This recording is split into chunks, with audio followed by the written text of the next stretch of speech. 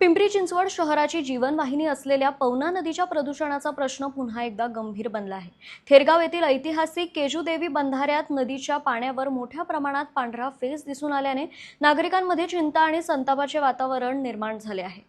मिळालेल्या माहितीनुसार रात्रीपासूनच नदीत फेस तयार होण्यास सुरुवात झाली होती। सकाळपर्यंत पूर्ण बंधाऱ्यावर फेसाचे मोठे थर पसरलेले दिसून आले।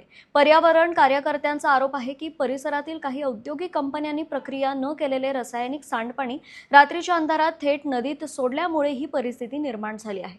विशेष म्हणजे याच ठिकाणी यापूर्वीही विषारी पाण्यामुळे हजारो मासे मृत झाल्याच्या घटना घडल्या आहेत। त्यामुळे ही केवळ प्रदूषणाची बाब नसून पर्यावरण आणि सार्वजनिक आरोग्याशी संबंधित गंभीर समस्या असल्याचे नागरिकांचे म्हणणे आहे। पवना नदीतूनच रावेत बंधाऱ्यामार्फत पिंपरी चिंचवड शहराला पिण्याच्या पाण्याचा पुरवठा केला जातो। त्यामुळे नदीत रासायनिक पाणी मिसळत असल्याच्या आरोपांमुळे नागरिकांच्या आरोग्याविषयीही चिंता व्यक्त केली जात आहे। दरम्यान महाराष्ट्र प्रदूषण नियंत्रण मंडळाने पावसाळ्यामुळे नदीतील गाळ ढवळल्याने फेस तयार झाल्याचे स्पष्टीकरण दिले आहे। मात्र पर्यावरण कार्यकर्त्यांनी हा दावा फेटाळत गुप्त पाईपलाईनद्वारे रासायनिक सांडपाणी सोडले जात असल्याचा आरोप कायम ठेवला आहे।